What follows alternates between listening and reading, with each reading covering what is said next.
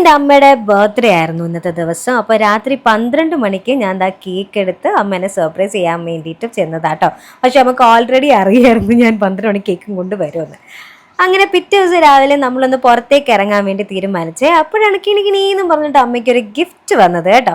അമ്മയുടെ ഒരു ഫ്രണ്ട് ഉണ്ട്, സുനിത ചേച്ചി എന്ന് പറഞ്ഞിട്ട്. ആ ചേച്ചി ഗിഫ്റ്റ് ചെയ്തതാണ് കേട്ടോ. അന്നത്തെ ദിവസം തന്നെ കൊടുക്കുന്നത് ടെക്സ്റ്റൈൽക്കാരോട് പ്രത്യേകം പറഞ്ഞിട്ട് അവിടെ നിന്ന് അമ്മയ്ക്ക് വന്ന ഒരു ഗിഫ്റ്റാണ്. ഒരു അടിപൊളി പേർപ്പിൾ കളർ പട്ടുസാരി ആയിരുന്നേ. അപ്പോൾ ഞാൻ സർപ്രൈസ് ആയിട്ട് അമ്മയ്ക്ക് വേറൊരു സാധനം കൂടെ കൊടുത്തു. അമ്മയ്ക്ക് ഭയങ്കര ഇഷ്ടപ്പെട്ടൊരു സംഭവമാണ് ചന്ദനമാല. അമ്മ ഒരുപാട് നാൾ ആഗ്രഹിച്ചൊരു സംഭവമാണ്. എൻ്റെ അടുത്ത് ഇടയ്ക്കിടയ്ക്ക് ഇങ്ങനെ പറയുമായിരുന്നു കേട്ടോ ഇതിനെപ്പറ്റി. അപ്പോൾ അമ്മയുടെ കയ്യിൽ ഓൾറെഡി ഒരു മാതാവിൻ്റെ ഒരു ലോക്കറ്റ് ഉണ്ടായിരുന്നു. അപ്പോൾ അതും കൂടെ ഞാൻ ഇട്ട് കൊടുത്തു. അമ്മ ഭയങ്കര ഹാപ്പിയായേ. നേരെ ഞങ്ങൾ ലുലു മോളിൽ പോയേ. അപ്പോൾ ഒരുപാട് 2-3 ദിവസമായി അമ്മ പറയണു അമ്മയ്ക്ക് തുടരും കാണണം എന്നും പറഞ്ഞിട്ട്.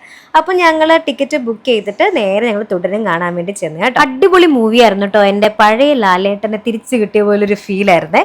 പിന്നെ ഞങ്ങൾ നേരെ അമ്മയുടെ പേരും പറഞ്ഞ് ഞാൻ പാനിപ്പൂരി അടിക്കുന്നുണ്ട്. പിന്നെ ഒരു അമ്മയ്ക്ക് ഇങ്ങനെ ഓരോ വിഷസ് ഇങ്ങനെ വന്നുകൊണ്ടിരിക്കുമായിരുന്നു കേട്ടോ ഫോണിൽ. അത് കഴിഞ്ഞപ്പോൾ അമ്മയ്ക്കും ഒരു പാനിപ്പൂരിയുടെ ഒരെണ്ണം ഞാൻ ഇങ്ങനെ, അമ്മയ്ക്ക് തന്നെ അത് കഴിക്കാൻ അറിയത്തില്ല കേട്ടോ, അവിടെ ഇവിടെയൊക്കെ ആക്കും. അപ്പോൾ അതുകൊണ്ട് ഞാൻ അത് എടുത്ത് കൊടുക്കാമെന്ന് വിചാരിച്ചു. അപ്പോൾ നമ്മുടെ നിലേന്ന് കിണികിണി ശബ്ദം വന്നിട്ട് അവിടെ നിന്ന് കുറച്ച് ഐറ്റംസ്, പ്രത്യേകിച്ച് അമ്മയ്ക്ക് കപ്പയും മീൻകറിയും വേണമെന്ന് പറഞ്ഞു.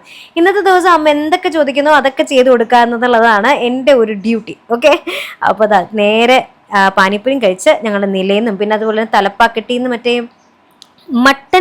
മട്ടൻ കോല ഉരുണ്ടായി ബിരിയാണി പറഞ്ഞിട്ടൊരു ബിരിയാണി നമ്മൾ കഴിച്ചിട്ടുണ്ടായിരുന്നു. അപ്പോൾ അതൊക്കെ ഓർഡർ ചെയ്ത് സന്തോഷമായിട്ട് കഴിച്ച് അവിടെ നിന്ന് നേരെ ഇറങ്ങി കേട്ടോ. എവിടേക്കാണെന്നറിയോ? നമ്മുടെ എടപ്പള്ളി പള്ളിയിലേക്ക്. അവിടെ ചെന്നപ്പോഴറിയുന്ന കേട്ടോ അവിടുത്തെ പെരുന്നാളാണ് ഇപ്പോൾ നടന്നുകൊണ്ടിരിക്കുന്നത് എന്നുള്ളത്. പള്ളി കാണാൻ അടിപൊളി സെറ്റപ്പ് ലുക്കായിരുന്നു കേട്ടോ.